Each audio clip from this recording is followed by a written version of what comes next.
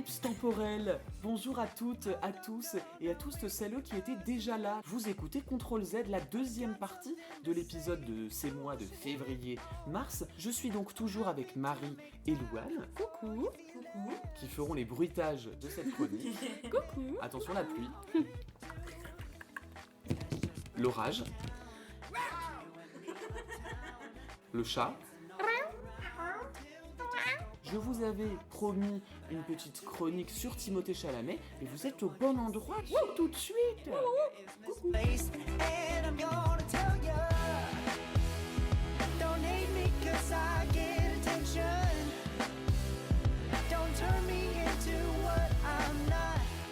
Le 21 février, le cinéma L'Arlequin à Paris a organisé un concours de sosie de Timothée Chalamet pour l'avant-première du film Marty Suprême.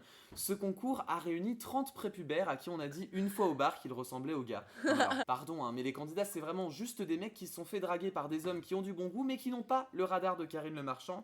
Je le vois là, le gars glisser à Michel, Mich, call me by your name. Bah, sauf que Michel, comme trop d'hommes en France, il est hétérosexuel. Et il a pas capté la ref. Alors Michel, il a googlé le titre et il est tombé sur Timothée et le bel allemand bodybuildé sur l'affiche. Et il s'est dit, ah let's good Michel. Non mais sérieusement, les sosies, ça me casse les bonbons. Imagine, on te compare à un candidat de la Starac qui serait gay, mince, et qui aurait une passion pour le maquillage, alors que toi, t'as jamais eu de réponse à ton mail de candidature et que tu suces encore tes cotons-tiges pour ajuster ton liner. Mais juste imagine, les gens te disent à toi, mais aussi à tes parents, à tes amis et à tes collègues de travail que le Victor, il ressemble bien au PDA paillettes qui a fait N'oubliez pas les paroles en 2015. Imagine. Non mais être sosie, c'est horrible.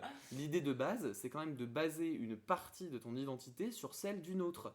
On dirait les couples hétéros un peu trop fusionnels, là, tu sais, ceux qu'on peut plus appeler séparément.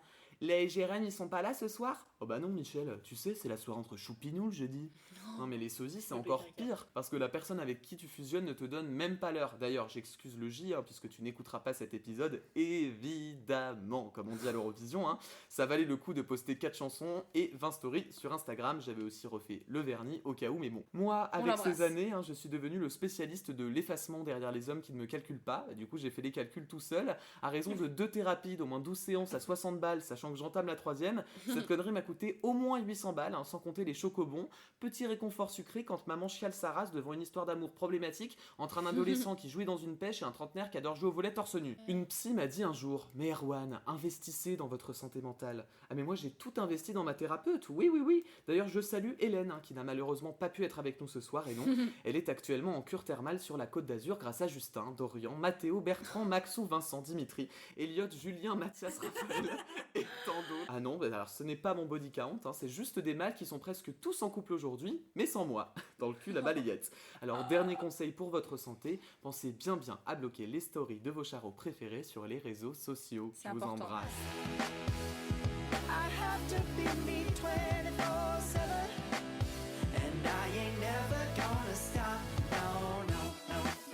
Et vous les chouchous, est-ce qu'on vous a déjà dit que vous ressembliez à quelqu'un ? Alors, on m'a dit plein de fois que je ressemblais à Miss Jirachi. Et je me souviens que quand j'étais en seconde, une fois, j'étais arrivée en perm et il y avait des gens qui étaient en mode putain, tu ressembles trop à Miss Jirachi. Et j'avais dû imiter quand elle dit coucou pendant 5 minutes. Gênant sur 10. Oui, on en parlait aujourd'hui avec Pinu, mon amoureux.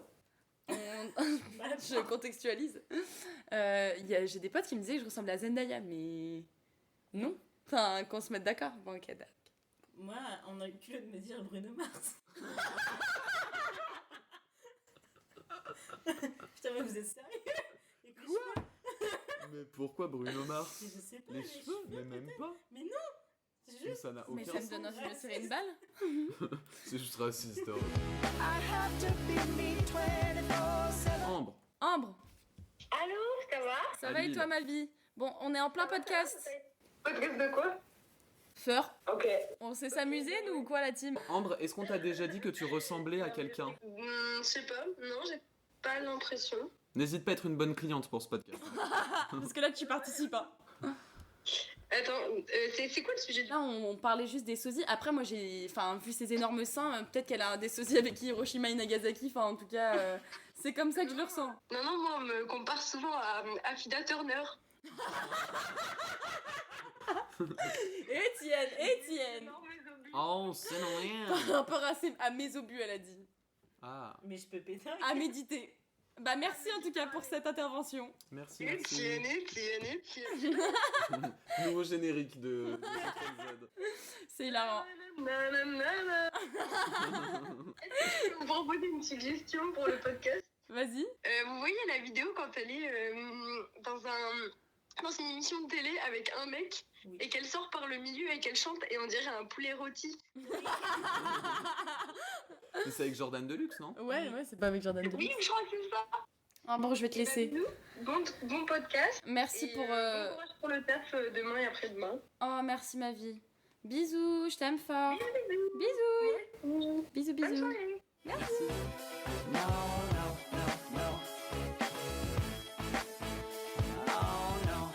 En l'aune de cette hype des sosies, je vous propose de juger une actualité sans faux semblant. Vous allez très vite comprendre. D'après un sondage mené par Tétu, 27% de l'électorat LGBTQIA+, s'apprête à voter Jordan Bardella. Est-ce que ça ressemble à un but contre son camp, ou est-ce que c'est un but contre son camp? C'est un CSC. Monumental. Alors, l'électorat LGBTQIA+, qui vote pour Bardella, j'ai un peu envie de me S-word. It's Giving Syndrome de Stockholm, d'ailleurs, qui n'existe pas du tout, et ça, c'est à débunker, mais c'est pour une autre chronique. Mais en vrai, c'est absolument affreux. Et en fait, enfin, je sais pas comment est-ce qu'on peut penser que ces gens sont vraiment là pour nous, genre, en mode, ils vont trop nous sauver, MDR. MDR. Et il y a énormément d'élus homosexuels, masculins, hein, Oui. pas de femmes, mais énormément d'élus gays dans les rangs du RN. C'est un truc de fou, genre. Mais il y en a un qui parle beaucoup, qui est beaucoup sur les Bah, médias. Jean-Philippe Tanguy, Exactement, c'était Sébastien celui auquel je Chenu, pensais. Jacobelli, Et il il y en est a plein. genre fanboy de Marine Le Pen, genre. Oui, et il a Et- dit que c'était un peu sa Mylène Farmer. Mais je crois oui. qu'on en avait déjà parlé dans le Oui. podcast.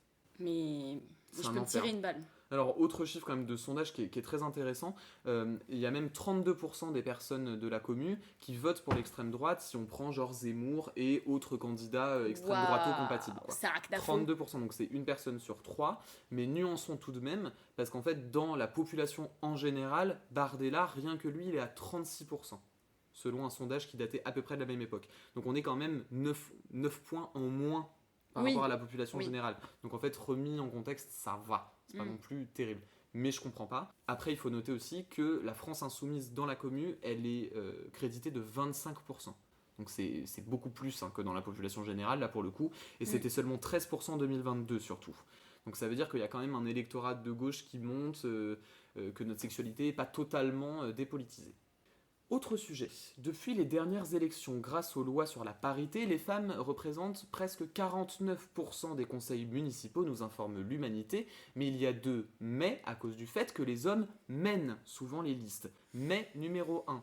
Comme les hommes mènent les listes et qu'on fait 1 sur 2, davantage de conseillers hommes sont élus dans les conseillers municipaux, notamment dans l'opposition.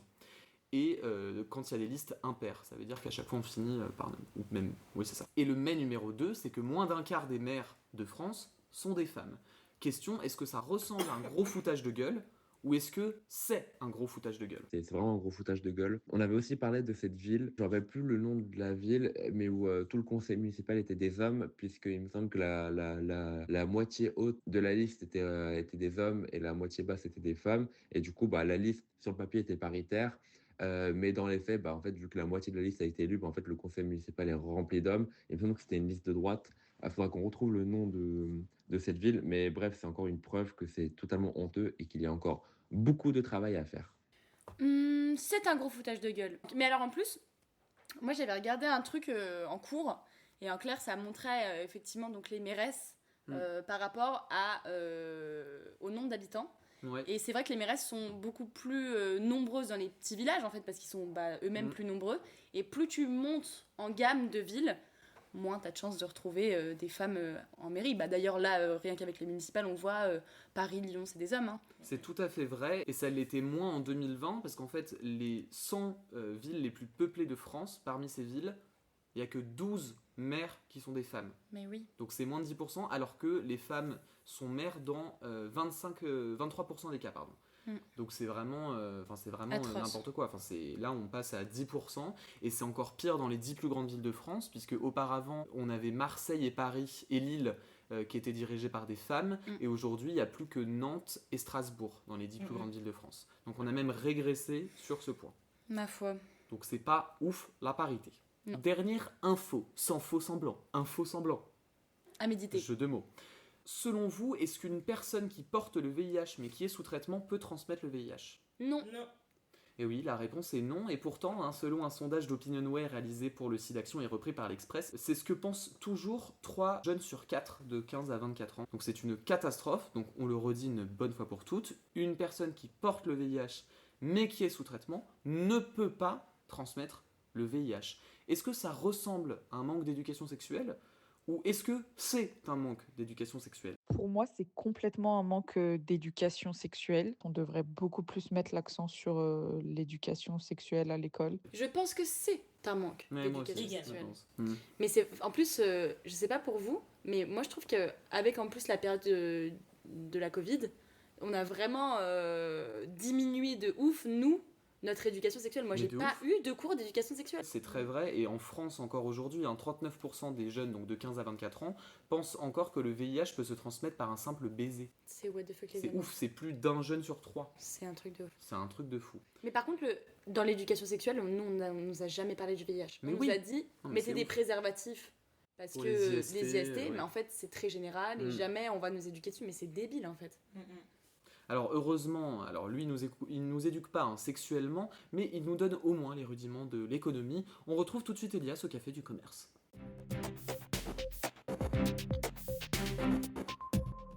La guerre en Iran est souvent présentée comme un conflit régional. Pourtant, ses effets sont immédiats et très concrets puisqu'elle alimente directement l'inflation.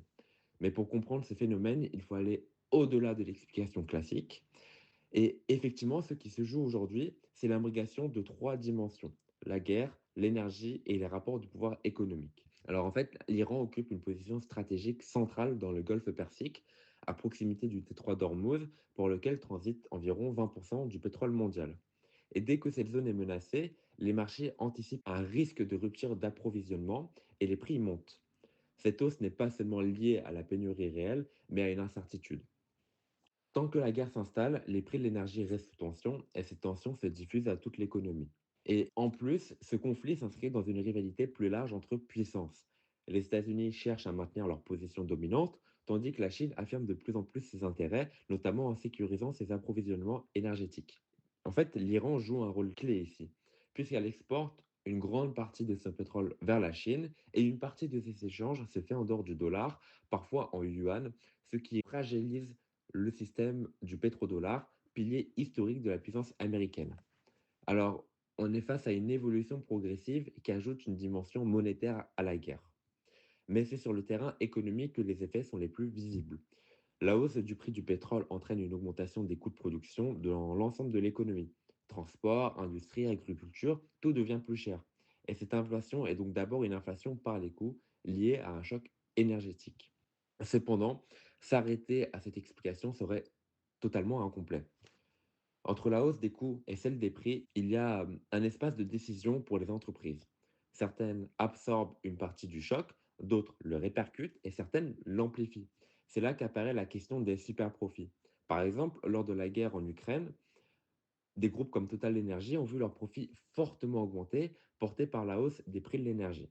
Dans le contexte actuel, des activités comme le trading également de Total peuvent générer des gains considérables en période de forte volatilité. Par exemple, le trading desk de Total a fait 1 milliard de profits depuis le début de la guerre. Autrement dit, la guerre ne produit pas seulement de l'inflation, elle crée aussi des opportunités de profit pour certains acteurs. Cela change profondément la lecture de l'inflation. Elle n'est pas uniquement subie, elle est aussi en partie redistribuée. Les ménages, en particulier les plus modestes, voient leur pouvoir d'achat diminuer, tandis que certains secteurs bénéficient de la situation. On assiste ainsi à une forme de transfert économique où les coûts sont largement supportés par la population, tandis que les gains sont concentrés.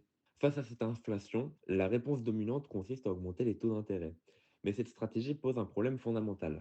Elle est adaptée à une inflation liée à une surchauffe de la demande, c'est-à-dire qu'il y a trop de demande par rapport à la production.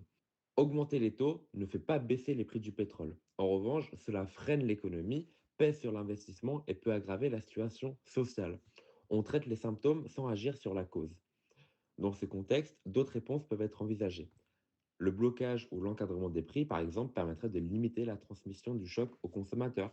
Ce type de mesure a déjà existé dans l'histoire économique, y compris dans des périodes de forte croissance.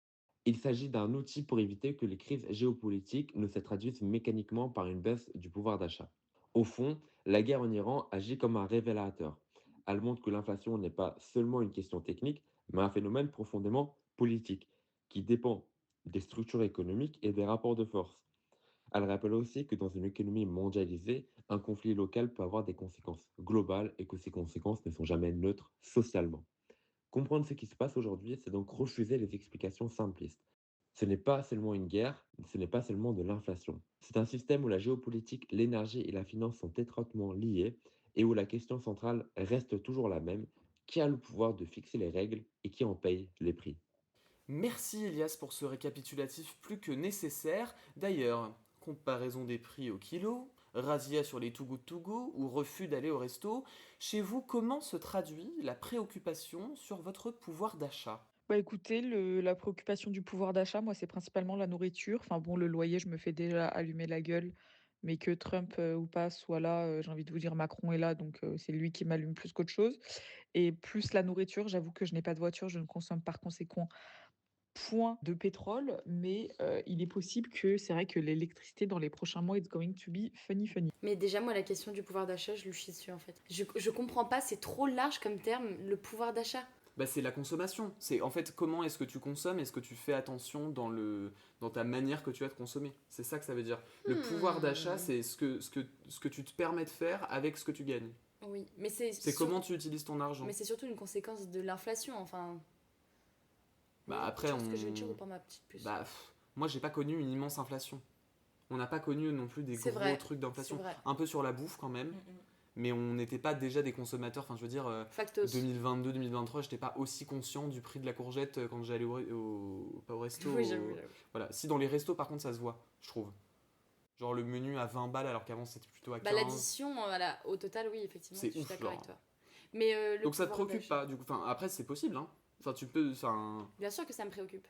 Mais enfin, en soi, c'est. Enfin, le problème, c'est que j'essaie déjà de me restreindre parce que je suis censée partir à l'étranger l'année Oui, mais en prochaine. quoi, du coup? Enfin, Mais tu du coup, restes- Enfin, là, pour le coup, j'ai pas acheté d'habits depuis. Ouais, Alors que c'est c'était plutôt mon ça, sur petit une kiff, quoi. restriction, ouais. C'est pas grave en vrai, mais. Et vous, moi, la bah, team je me restreins pas tant que ça. Après, je consomme pas de ouf dans ma vie en général. Si ce n'est des petites collections, genre les cartes, etc. Mais Ouais. ça n'a pas forcément subi d'inflation. Effectivement. Mm. C'est juste, je choisis les bons commerces parce qu'il y en a où il y a 50 centimes de différence. Donc, c'est Ah ouais, c'est drôle. Ouais, des cartes, elles sont super chères.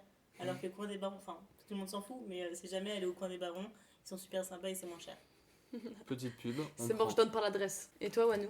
Bah moi c'est surtout ouais les prix au kilo, je fais attention, j'essaye tu vois bah, quand je suis à Lyon ou que je sais qu'il y a un Crous pas loin, bah comme je suis boursier je vais aller manger au Crous parce que ça coûte 1 euro, j'essaye d'éviter surtout les dépenses inutiles, enfin que je peux éviter. Ouais. Pareil bah, quand je suis au bar au lieu de prendre 2 pintes bah, je vais plutôt prendre un coca, enfin c'est plein de réflexes un peu comme ça mais Après, qui font une différence sur le long terme quoi. Oui, oui, clairement. Après, ça dépend des bars, hein, parce que des fois, le coca est plus cher, ce qui est d'ailleurs, il me semble, interdit maintenant. Enfin, t'es obligé d'avoir une boisson non alcoolisée moins chère que l'alcool. Bah, Parce que hopefully. pendant longtemps, la pinte, parfois, était moins chère que le soft. Tu payais ta pinte genre 4-5 € et le coca, pareil. What the fuck, les amis. Hein. Ouais, non, mais c'était à Mais la l'enfer. marge dessus. Marge. Ah bah oui, ah bah, ils se font des marges de fou. C'est une Mais folie bon. d'argent. And I ain't never gonna stop. Alors en parlant Tunas, le 18 février, très bonne date, une note de la commission des finances du Sénat avait révélé que plus de 13 000 millionnaires ne payaient aucun impôt sur le revenu. Le 1er avril, ce n'est pas une blague. On a appris que 2000 d'entre eux avaient subi un redressement judiciaire après cette note donc, de la commission d'enquête. Et l'institution française donc, a récolté plus de 130 millions d'euros en comptant les pénalités. Bon Wow. gros chais. Donc deux questions. La première, quand est-ce qu'on fait la révolution? Et plus sérieusement, est-ce qu'à un moment donné, taxer les riches, ce serait pas une bonne idée en fait? Bien écoutez, taxer les riches, j'avoue que c'est un peu le combat de ma vie. Je trouve que ça serait une excellente idée, dans la mesure où, le travail n'est plus rémunérateur. On se rend bien compte qu'en fait, il n'y a pas de répartition des richesses et que les plus pauvres deviennent de plus en plus pauvres et que les plus riches deviennent de plus en plus riches et que à quoi ça sert d'être milliardaire alors qu'il y a littéralement des gens dans la septième puissance mondiale qui dorment dehors, notamment des enfants. Mais déjà, il y a plus de 13 000 millionnaires. C'est ouf, non? Ouais, 13 moi, 000 c'est millionnaires? vrai. Impressionnant. Mais en fait, c'est pas grand chose parce que 13 000, ça fait la population d'Amberieu. Ça veut dire qu'on Mais peut, c'est quand on même peut déjà loger Ces tous les impressionnant. gens n'ont millionnaires. pas été taxés, donc c'est vrai qu'il y en a d'autres de millionnaires. Ouais, Ah oui, peut-être. oui, c'est vrai. Il y a peut-être la C'est- population de Bourg comme c'est- millionnaire. Ouais, mais 30 000 sur 68 millions, c'est pas énorme. Ouais, Après, ouais. c'est des foyers. Ok. C'est 13 000 foyers millionnaires. Donc ça peut être aussi, tu vois, si un couple est marié, tu vois, il y a Ok. 2 personnes du coup. Mais enfin, Et il y a le patrimoine, bien sûr, dedans. Ah, Tu ok. vois, si t'as un appart à Paris, du coup, Oui. ça va vite. Mais ils ont quand même un revenu, quoi, ces gens. Oui. Et si t'as un appart à Paris, c'est que mais ça va. t'as pas besoin d'autant. Enfin, je veux dire, personne n'a besoin d'autant. Mais surtout, en fait, tu vois, ils sont en mode ouin les impôts et tout. Et je comprends quand tu vois, t'as un commerçant qui dit ouin je paye trop d'impôts. Quand un millionnaire fait tout pour éviter l'impôt et qu'après il va voter à droite pour dire on paye trop d'impôts, mec, genre, Paye un peu, frère. les niches fiscales et l'évasion que tu fais pour pas en payer, C'est là, absolu. avec une note, on a récupéré 130 millions, quoi. Enfin, je trouve ça ouf. T'imagines si on faisait ça de façon plus régulière, en fait, on obtiendrait. Non, mais dix de fois ouf. plus, quoi. Et la fraude au RSA, alors j'ai pas les chiffres, mais je vous assure, je vous soutiens mordicus qu'on on est très très loin des 130 millions d'euros. Dis bien. Donc, Mais ça, on est c'est fatigué. c'est vraiment la préoccupation des classes moyennes. Les discussions qu'on a là, quand je retourne à Amberieu, c'est toujours oui, mais ceux qui profitent du RSA, mais c'est ça votre problème. Mais choisissez vos combats, en fait. Je crois qu'il y a d'autres gens qui creusent le trou de la sécu. Et surtout, on rappelle d'un point de vue économique, et peut-être, bon, Elias, je sais pas s'il en parlera, mais le RSA, il est consommé. C'est-à-dire que c'est un salaire que la France va verser à un ménage, et ce ménage, 500 balles, il va les consommer dans le mois. Il va pas faire il va pas faire du bénéfice, Il va pas il va pas les capitaliser placer, sur le. il va Ouais, pas, c'est voilà. ça. Donc c'est directement de la richesse qui va être reversée aux commerçants, bon malheureusement aux grandes surfaces et à Total Energy avec le prix de l'essence, mais en tout cas c'est de l'argent qui est consommé et qui est réinjecté dans l'économie. Quand on fait des cadeaux aux riches, c'est-à-dire aux millionnaires, milliardaires, cet argent-là il est épargné ou alors il est placé et bien souvent dans des produits qui ne favorisent pas la justice sociale et la justice écologique. Et Donc, en fait, l'économie française, en oui, plus. C'est ça c'est qu'il tout faut dire. perdu. Ou alors oui, c'est ça, ils vont faire des voyages à l'étranger. Ouais, c'est ça. Le RSA, ou placé les au gens Luxembourg, travaillent quoi. ici, achètent Mm. ici, enfin, du Enfin, coup. ils travaillent pas en l'occurrence, ils sont au RSA. Enfin, Ah oui. sauf depuis Macron, puisque je vous rappelle, ils sont obligés de travailler gratuitement. Voilà. 15 heures par mois. Super. Come on. Vous l'aurez compris, avec la guerre, on prend cher, et tellement que depuis le mois de février, en France, si vous avez 29 ans, vous pouvez recevoir une lettre de Manu vous rappelant que vous êtes encore en âge d'enfanter. Mais tic-tac, ça ne va pas durer. Selon la ministre de l'égalité femmes-hommes Aurore Berger, comme j'aime à l'appeler, qui s'est exprimée dans l'émission Piquante le 7 mars dernier, ce n'est pas une lettre pour vous inciter à procréer, c'est simplement un rappel de sensibilisation pour lutter contre l'infertilité, le fameux tic-tac. Le duo Macron-Le Cornu ne serait-il pas en train de nous refourguer du réarmement démographique par hasard?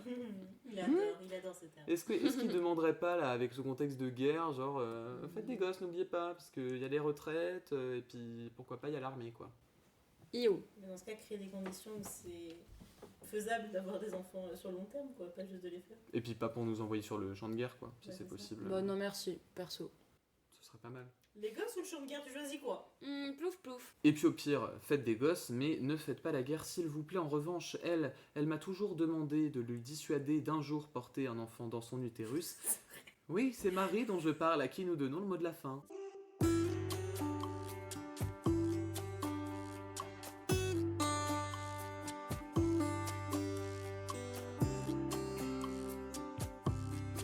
Et merci à toi pour cette introduction. Alors déjà, petit avant-propos pour nos chers auditeurs. Ce mois-ci, la chronique sera un peu différente des autres mois, étant donné qu'elle regroupe 2 mois et que je ne me sentais pas forcément d'avoir un mot en particulier. Donc, j'ai choisi de tourner ça en nouvelle. Vous aurez une petite histoire inspirée de mes promenades en forêt. Bonne écoute! Ça pourrait commencer par un banc.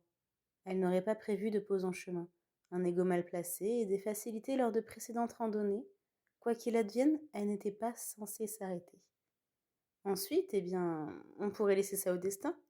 Les plus sceptiques remettraient peut-être la faute sur des sentiers plus sinueux que d'ordinaire. Peu importe, la finalité resterait la même. Elle devrait choisir de laisser sa fierté de côté, épuisée par ses dernières foulées.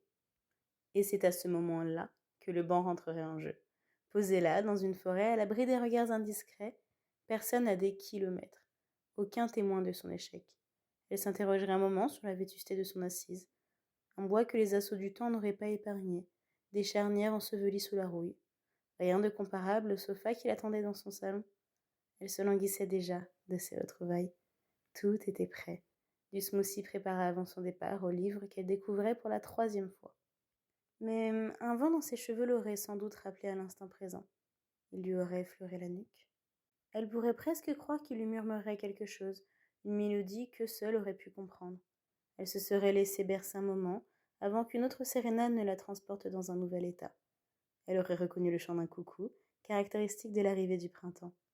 Puis, sans crier gare, un vent de nostalgie pourrait la parcourir. Elle se remémorerait une enfance révolue, ponctuée de vacances attendues entre 2 cours de géographie. Le visage de sa grand-mère imprégnerait alors son esprit. Elle chérissait les visites chez son aïeul. Mais plus que tout, ce furent leurs matinées qui la marquèrent.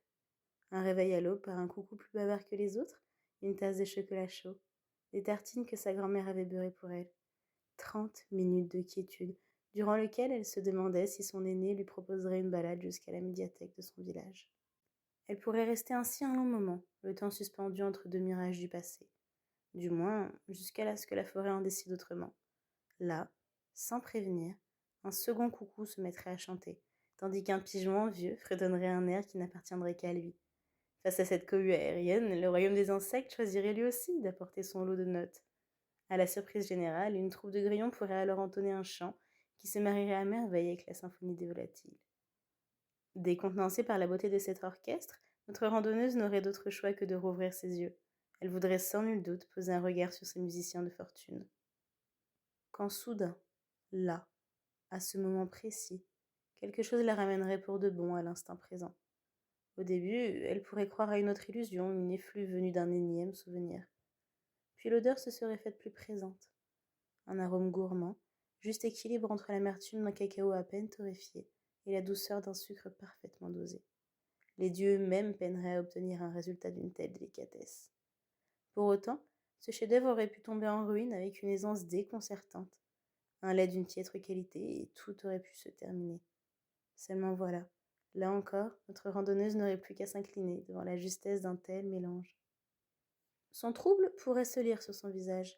Pupilles dilatées, pommettes rougies, un frisson la parcourrait sans doute.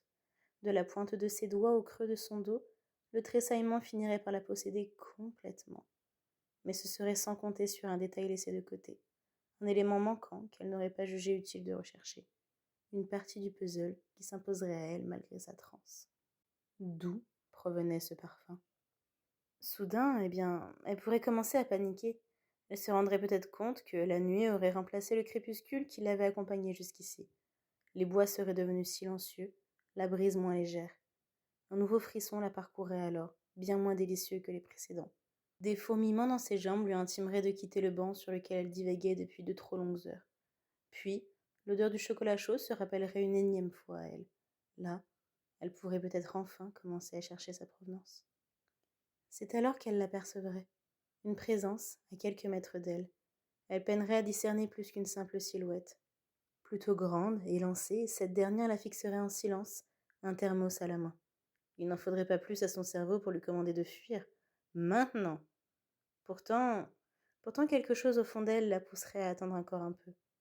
Un instant, une sensation. Bonsoir, Iris.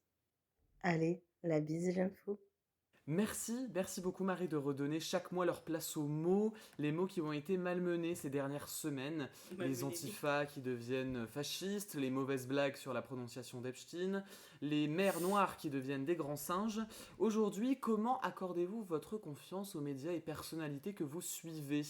C'est totalement vrai, Erwan, que en fait, c'est de plus en plus compliqué de donner confiance, de faire confiance aux médias, surtout les médias mainstream. Aujourd'hui, les gens se dirigent plus vers des médias alternatifs, comme les réseaux sociaux. Ça peut être dangereux parce qu'il y a beaucoup de fake news, surtout si on s'informe sur X, sur Instagram. Il y a également les médias indépendants qui font un travail remarquable. Je pense à Street Press, à Blast, à Le Média, qui font toujours du travail très documenté, très sourcé. Donc, il faut aller vers ces médias-là et les soutenir comme on peut. Les médias dits mainstream, c'est de plus en plus compliqué. On l'a vu aussi quand, par exemple, la France Insoumise a fait une sorte de colloque avec les nouveaux médias, c'est-à-dire les médias sur les réseaux sociaux. On a vu la réaction des médias mainstream qui sont tombés sur la France Insoumise en disant que c'était une honte, alors que c'est pour montrer qu'il existe d'autres sources alternatives et qu'il faut bien les comprendre et réfléchir à comment les intégrer dans le paysage politique parce elles prennent de plus en plus une place importante. Et les médias mainstream sont totalement décrédibilisés au vu du plus grand nombre. Quand on le voit dans les sondages, on voit que plus personne ne fait confiance aux médias mainstream. Et en fait, je pense qu'il y a vraiment une révolution médiatique à faire, notamment en revoyant le code déontologique, en revoyant également tout ce qui est sanctions avec l'ARCOM, réformer l'ARCOM. Donc il y a vraiment un travail de fond à faire par rapport aux médias pour un peu rétablir la confiance entre les citoyens et les médias. Et il y a un moment, je me suis rendu compte qu'à chaque fois que j'écoutais France Info, ils tapaient sur LFI, mais ils tapaient jamais sur le RN. Et je me suis dit, là, la ligne éditoriale a changé. Avant, on était sur une ligne qui ne donnait pas l'heure à l'extrême droite, et on est passé à une diabolisation d'une gauche radicale. Ce qui, moi, était en parfaite contradiction avec moi-même. Et donc, j'ai changé ma manière de m'informer et d'écouter, en tout cas, cette radio que je considérais comme fiable à un moment. Ouais. Et après, j'ai commencé à dire, quand même. Là, il y a quand même un petit problème. Il y a un problème, ouais. Et du coup, je fais vachement attention sur quoi ils tapent. Parce que c'est pas un problème de taper sur LFI, mais c'est un problème de ne taper que sur LFI tout le temps. Et en plus, moi, j'écoute la radio à la même heure. Et je pense que beaucoup le font aussi. Donc ça veut dire que potentiellement, si des personnes ne s'informent que par la radio, ils entendent à chaque fois, tous les jours, des choses négatives de manière répétitive. Donc moi, c'est un petit conseil. Regardez sur qui les gens tapent pour avoir la ligne éditoriale et pour savoir si vous êtes en accord ou pas. Ouais. Voilà. Moi, j'avoue que mon média de base, c'est Hugo Décrypte. C'est court, c'est concis, c'est clair. Enfin bref, moi, j'adore Hugo Décrypte. C'est un peu mon petit loulou. Et après, quand il s'agit de news internationales, moi, je sais que j'aime bien écouter la BBC. Quand vraiment j'ai la foi le soir. Mais t'écoutes genre le podcast BBC World Service Ouais, là exactement. Ah ouais, j'écoutais souvent aussi. Et c'est très intéressant et en vrai c'est très bien, ça relate bien les faits de façon assez neutre. Donc en vrai c'est sympa, moi j'aime bien. Oui, il y a des reportages et tout. Franchement, c'est quali. Franchement, c'est très intéressant et c'est toujours très synthétique. Il y a jamais trop d'infos, je trouve. Et puis il y a plein de... Alors, c'est beaucoup des anciennes colonies. Tu sais, t'as souvent des trucs genre le Nigeria, l'Inde, Singapour et tout. Singapour, ça doit être le Portugal, ou Hong Kong plutôt. Mais bref, mais sinon, c'est sympa. Et je trouve que c'est varié. Enfin, t'as tous les continents. Tu vois, en France, quand tu dis, on parle de l'international, tu vas avoir le droit à Trump. Et puis ouais, c'est ça, les États-Unis, on va pas dépasser l'Occident non plus, faut pas déconner. Et ils font même des sujets culturels et tout, non, il est trop bien. Enfin, je suis d'accord. Il est trop bien ce podcast. Oui. Ce qui fait que j'accorde ma confiance à un média, c'est quand c'est su que le média est de gauche, entre guillemets. Du coup, j'écoute bien Histoire crépue. Ouais, de ouf. Ah ouais, ils sont drôles. Culture dorée aussi, je sais pas. Enfin, c'est pas un média, mais c'est une influenceuse en fait noire qui parle de la culture noire. Et du coup, voilà. Sinon, tout ce qui est le média, Mediapart, etc. Quoi. Ouais. Oui. Et après, leur Histoire crépue, j'ai plus... Someboy, je crois, c'est ça son pseudo. Il fait des chroniques sur Radio Nova, si jamais, sur la dernière. Par contre, Radio Nova, beaucoup... alors, comment il s'appelle ? Il a une chronique spécifique, qui a un nom spécifique, qui s'appelle la... Riposte. Oui, mais c'est une émission même. Ouais. C'est Hakim Omiri. Hakim Omiri que j'adore. Mais c'est un humoriste. Oui. Mais du coup, en vrai, il y a des news, toujours souvent des casseroles de politique plus que des news. Ouais, mais en vrai, c'est bien parce que ça nous tient au courant. Ils lisent un peu l'actu pour nous et c'est cool comme format. C'est rigolo. Mais ils ont une matinale radio aussi. Hein, ah ouais ? avec Asdin Ahmed Chamouche. Mais je vais écouter tout le temps. Asdin Ahmed Chamouche et Séraphin, je crois son nom. Sego Séraphin. Je crois qu'elle s'appelle comme ça. Ok. C'est super. Et alors, il y a de la pub, mais par contre, ce qui est bien, c'est qu'il y a de la musique. Il n'y a pas trop de chroniques, mais eux ils font un peu une chronique, mais en tout cas c'est de l'info qui est concise, c'est pas trop long, c'est pas des longs journaux comme tu peux avoir sur France Inter, Et par contre, il y a des musiques. Et ça, c'est hyper agréable parce que sur des radios nationales, t'as pas de musique le matin. Ouais, Donc des fois, t'en c'est as trop bien. une, genre. Oui, ouais. Mm. Non, mais c'est très bien. Bah, je Voilà. savais pas, j'écouterai. Je vous conseille. Très sympa. I've tried so many times to tell you this is as good as I can be. Donc si vous avez suivi l'actualité sur tous les médias que vous suivez, en ce moment le racisme est partout sur nos écrans. On le voit avec Bali Bagayoko, élu maire de Saint-Denis, qui a porté plainte récemment pour injure à caractère raciste contre CNews.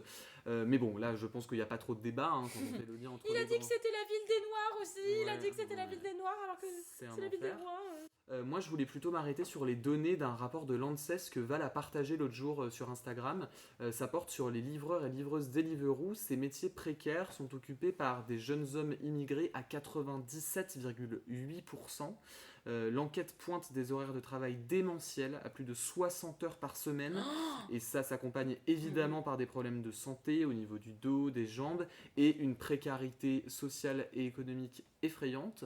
Selon vous, est-ce qu'on peut faire un lien entre ce phénomène social, à savoir ces livreurs Deliveroo immigrés, et le racisme systémique qui existe en France? Oui, bah du coup, pour ce qui est de cette thématique, en fait, j'avais eu à faire un devoir pour un module qui s'appelait Économie et société numérique à la fac, et j'avais choisi de me pencher sur la consommation alimentaire et la restauration et un peu en quoi les avancées technologiques du numérique avaient chamboulé tout ça. Et du coup, j'avais parlé des drives et notamment des plateformes et à quel point, en fait, bah oui, c'était une tragédie grecque parce que c'est souvent des personnes qui viennent d'arriver sur le territoire, donc qui sont sans papier ou qui viennent d'arriver et qui cherchent à avoir une option rémunératrice ou sur le papier, mais vraiment que sur le papier, parce que quand tu vois le quota d'heures versus l'argent gagné, comme le révèle l'enquête, c'est une tragédie grecque, et puis les impacts sur la santé physique et mentale, n'en parlons pas non plus. Donc ouais, ça fait aussi doucement rire quand tu vois en fait que il y a des gens qui se servent de l'excuse, oui, les immigrés, ils arrivent en France, ils mettent les pieds sous la table, toutes les aides leur tombent dessus, ils abusent du système, blablabla, alors que, en fait, non, ces fameux immigrés, ils n'ont pas d'autre choix que de se réfugier dans ce genre de métier, et que personne ne veut, en fait. Donc, c'est même pas genre, ils prennent ils prennent nos postes et quoi que ce soit, c'est que vraiment personne n'en voudrait, donc, let's put some respect on them. Et espérons aussi que les choses changent. Je sais que par exemple en Espagne, ils avaient contraint les plateformes à reconnaître ces travailleurs en tant que salariés des plateformes et pas comme auto-entrepreneurs affiliés. Ce qui est littéralement entendable et légitime puisque c'est plutôt ça la relation qu'ils ont. Et ils n'avaient pas voulu, donc ils étaient retirés du marché. Mais comme quoi, à échelle collective ou législative, il y a matière à avoir des impacts. Le fait que 98% des travailleurs Deliveroo, Uber Eats et tout ça, ce soit des personnes racialisées, c'est très, très clairement une conséquence du racisme systémique en France. Et je pense que le nier revient un peu à être une dinguerie. Mais en fait, avec des chiffres comme ça, qu'est-ce que tu veux dire d'autre si ce n'est, bien sûr que oui, que c'est une conséquence du racisme systémique et du fait qu'on n'a absolument pas tous les mêmes chances et qu'il y a clairement un white privilege et que, en fait, les richesses sont quand même en France détenues principalement par des blancs et qu'il n'y a pas de redistribution. Peut-être un accès à la citoyenneté, la nationalité qui est de plus en plus compliqué. Et en fait, tu te retrouves à faire des métiers précaires parce que les autres métiers vont te refuser parce que t'as pas le droit au travail. Ouais, c'est ça. Donc en fait, tu fais des métiers qui sont forcément précaires où tu es moins bien payé. Et en fait, jamais tu accèdes à la nationalité parce qu'en plus, tu peux même pas bien déclarer ce que tu fais. Enfin bref, c'est atroce. Pardon, même les personnes qui ont accès à la nationalité et qui ont des noms qui ne conviennent pas aux blancs de CNews, ça reste compliqué pour eux d'avoir un emploi qui n'est pas précaire. Donc, Je trouve la symbolique très dure parce que... Alors moi j'ai très peu commandé Uber Eats, Deliveroo jamais je crois. Mais la symbolique, c'est quand même une jeunesse blanche et bourgeoise qui va commander à des travailleurs immigrés sous-payés et maltraités. Et je trouve que symboliquement, même si, il y a peut-être pas de phénomènes sociaux et je pense que les rebeux commandent autant que les Chinois qui commandent autant que les Blancs en soi. Mais c'est la facilité quand tu peux le faire. Mais voilà, mais c'est plutôt la bourgeoisie. La bourgeoisie, on sait qu'elle est plutôt blanche et je trouve que symboliquement, c'est dur. comme image. Mm. Et que le chiffre soit aussi impressionnant, Mais je bah, ça savais fait pas mal du au tout, cœur, hein. quoi. Je suis choquée. Enfin, C'est what the fuck, les amis. c'est énorme, genre. Ouais, C'est énorme, 97%. Enfin, je suis choc-barre. Mm. Choc-barre de plaisir. Bah, ajoute. Come on. Listen to me. Donc merci Valentin pour cette recommandation et on continue de parler discrimination puisqu'on est sur ces mots évidemment, il faut poser les termes.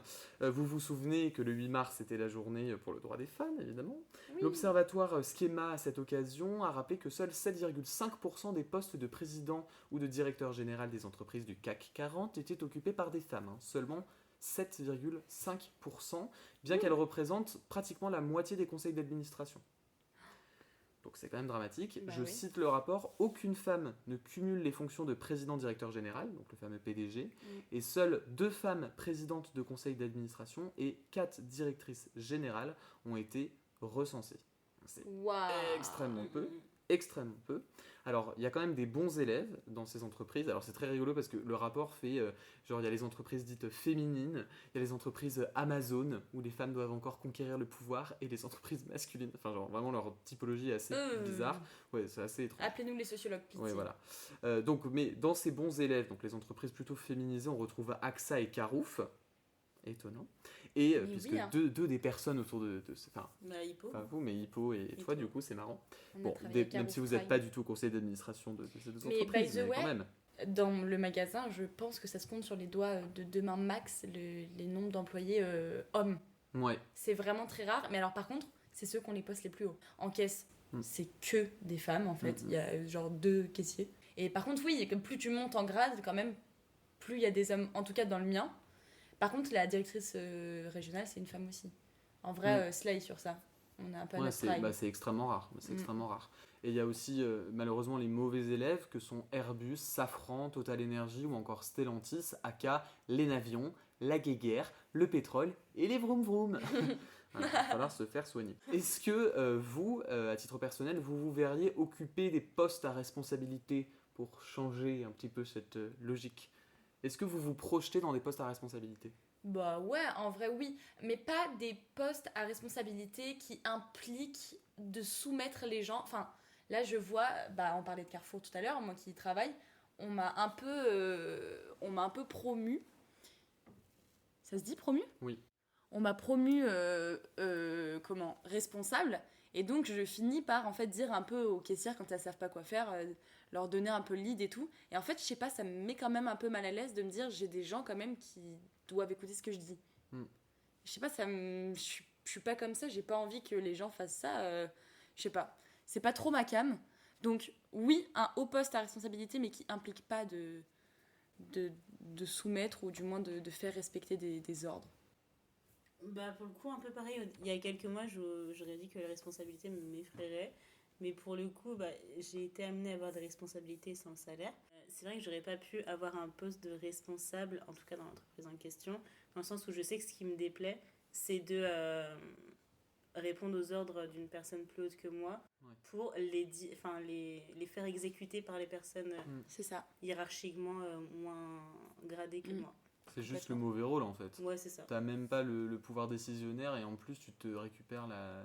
C'est ça, donner des ordres conséquences. Auxquels tu n'approuves pas forcément, c'est compliqué. Et en plus, t'as même pas le salaire qui va avec. Et alors moi ce qui est marrant c'est que j'aime pas non plus le pouvoir trop, mais on m'a amené plusieurs fois, on m'a dit ah mais il faut que tu prennes le lead. Genre par exemple quand j'ai été élu délégué de classe, bon après j'aimais bien, j'avoue aussi parfois avoir des responsabilités, mais quand j'ai été élu le délégué de plaisir classe, d'avoir c'est des les responsabilités, pas d'avoir du pouvoir. Oui. Le plaisir de pouvoir servir à quelque chose. C'est ça. D'être un peu, de pouvoir décider, ouais quand même, ou de décider des trucs, tu vois, d'avoir son mot à dire, c'est quand même sympa. Mais ça n'est arrivé que parce que des gens, généralement, je ne me présentais que quand les gens me demandaient. Wow. Et là, récemment, pour les cornifleurs, c'est la prof qui m'a dit « Erwan, est-ce que tu veux bien assurer le poste de rédaction en chef ?» C'est pas moi qui me suis présenté. Mais elle l'a pas demandé à une fille. Donc je pense qu'il y a quand même aussi un truc là-dessus, et pareil dans les conférences de rédaction là très rapidement dans Piquante, où on m'a proposé un poste alors qu'il y avait une stagiaire qui était plus capée que moi, qui avait plus d'années d'études, à qui on n'a pas proposé de poste. Putain. Ouais. Mais le pire c'est que c'est pas du tout conscientisé quoi, c'est vraiment on a tellement banalisé le fait qu'en fait...